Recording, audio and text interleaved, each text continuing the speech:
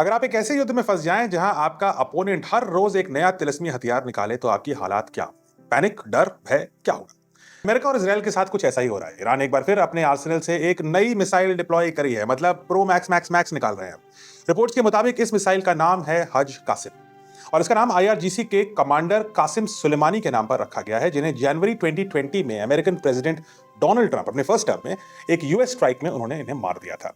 अब इस मिसाइल की कैपेसिटी और कैपेबिलिटी के बारे में समझिए। यह करीब 1000 किलोमीटर तक स्ट्राइक कर सकती है और इसकी स्पीड लगभग 8600 किलोमीटर प्रति घंटा है, यानी सुपरसोनिक है। इंटरेस्टिंग बात यह है कि यह 600 किलोग्राम का वॉरहेड कैरी कर सकती है। यह एक भारी मात्रा का वॉरहेड है compare to other missiles. 6 quintal warhead, काफी डिस्ट्रक्टिव।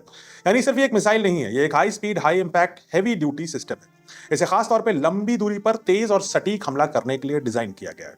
चकमा देने के लिए ये एक इंटेलिजेंट मिसाइल डिजाइन करी गई है, जिसका नाम जो है वो जनरल कासिम सुलेमानी के नाम से रखा गया है।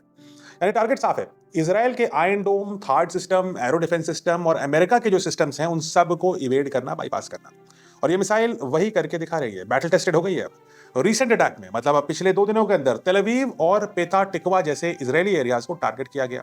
और कुछ रिपोर्ट्स के मुताबिक इस मिसाइल में एक और कैपेबिलिटी है और वो है क्लस्टर म्यूनिशन। इसका भी इस्तेमाल किया। इंपैक्ट सिर्फ एक पॉइंट पर नहीं होगा, एक्सप्लोजन के जस्ट पहले मल्टीपल छोटे छोटे फ्रैगमेंट्स होंगे और ये एक वाइड एरिया को डैमेज करेंगे। और ऐसे फ्रैगमेंट्स को डिटेक्ट करना मुश्किल, लेकिन इंटरसेप्ट करना तो नामुमकिन। और इन अटैक्स में यही सब देखने को मिल रहा है।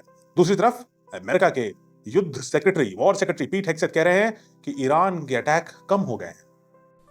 Of note, the last 24 hours saw the lowest number of enemy missiles and drones fired by Iran. अब जी हाँ, ईरान के अटैक कम तो बेशक हो गए हैं, लेकिन अब जो कम मिसाइल है वो ज्यादा पावरफुल अप्रोच यूज कर रही है।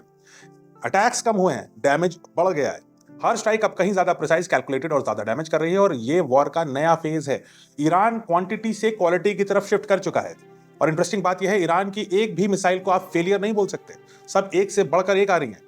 यानी पहले जो स्ट्रैटेजी थी कि ज्यादा मिसाइल भेजो जिससे कि जो एमिनिशन थे इंटरसेप्टर के वो खत्म हो जाएं, प्लस रेडार लोकेशंस डिस्क्लोज हो जाएं, फिर उन रेडार लोकेशंस को डिस्ट्रॉय कर दो ताकि अब जो आपकी प्रो मैक्स मिसाइल जा रही हैं उनको कम भेजना पड़े, लेकिन हिट जरूर करें। हालात ऐसे हो चुके हैं। तो कमेंट से बताइए कि आपको लगता है ईरान की ये शुरू से ही स्ट्रैटेजी थी कि पहले सस्ती मिसाइल भारी संख्या में और फिर कम मिसाइलें हाई क्वालिटी की? और क्या ये स्ट्रैटेजी आपको लग रहा है कि इफेक्टिव मेजर है? ग्राउंड पर यह भी दिख रहा है कि डोनाल्ड ट्रंप अब इस युद्ध से निकलने के लिए डेस्परेट है। वो स्टेट ऑफ हॉर्मुज को भी कह रहे हैं रख लो, हम जा रहे हैं। इस हालात पर आ चुके हैं। क्या आपको लगता है इसका कारण ईरान की जो अग्रेसिव एडवांस मिसाइल्स हैं वो है? कमेंट से बताइए, चर्चा करते हैं।